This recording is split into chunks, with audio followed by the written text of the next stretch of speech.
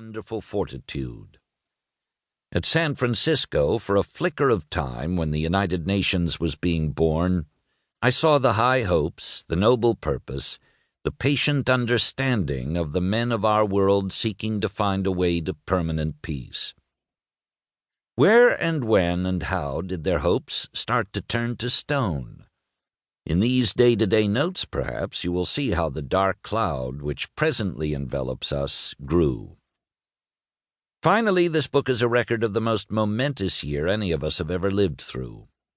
Have you forgotten what it was like, the year of our Lord 1945, when the Nazi and Jap barbarians were finally destroyed, and the terrible carnage ended, and peace came, and ingenious men burst the atom, and a new age, for better or worse, was suddenly upon us?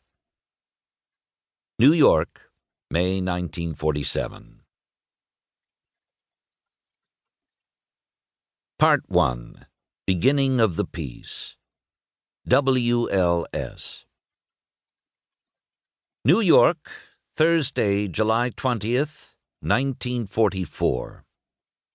Someone threw a bomb at Hitler, but Berlin claims he escaped with only minor injuries. The luck of the man. Still, is it not the beginning of the end? Lake Placid, Thursday, July 25th. The mountains and the lake and the clear air and the smell of pines and the wild laughter of the kids and all the comfortable, well-off folk and the bloody war so far away. My musician friends came over to the cottage to play chamber music and sip beer. They played Mozart's quartet in F major for oboe and strings, one of my great favorites. The oboe player, a youngster from the St. Louis Symphony Orchestra, who kept telling me that oboe players usually end up in the lunatic asylum, was magnificent and quite sane. New York, Sunday, August 20th. Tomorrow at Dumbarton Oaks, an old Washington colonial mansion lately used by Harvard for early Christian and medieval research, there will be held the first of the most important international conferences that we shall ever see in my lifetime. Representatives of the United States, Britain, and Russia will sit down and attempt to do what human beings have never been able, in their monumental foolishness, to do in the long and sorry history of the human race: prevent war by collective action. The time is late. Another war with its giant rockets and flying bombs will no doubt finish the human race. This is probably our last chance to save ourselves. New York, Wednesday, August 23rd. Paris, the glory of France, as Montaigne said, has been liberated. New York, Sunday, August 27th. Berlin is trying to frighten us with tall talk about an atomic bomb. Scientists do say that the explosive force released by splitting the atom is more deadly than any hitherto discovered.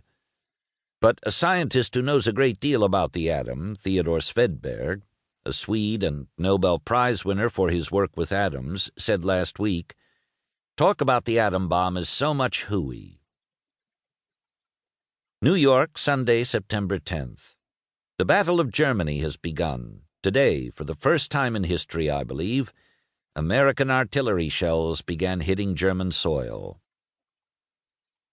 New York, Monday, September 18th. The Germans at last are facing something all of them, from generals to peasants, have feared above everything else for the last century: an all-out attack on the fatherland from the east and the west. That they will fight tenaciously and even fanatically cannot now be doubted. But if you study the writings of the great German generals, from Clausewitz down to the generals of this war, you will find that they, at least, never believed it possible for Germany to survive the ordeal of a two-front war. New York, Friday, September 29th. The Russian phase of the World Security Conference at Dumbarton Oaks has ended. From what I hear, there has been a wide divergence in the approach of the Soviets and ourselves to the whole problem of the peace structure. London, Friday, October 6th. It bucks you up to be back in.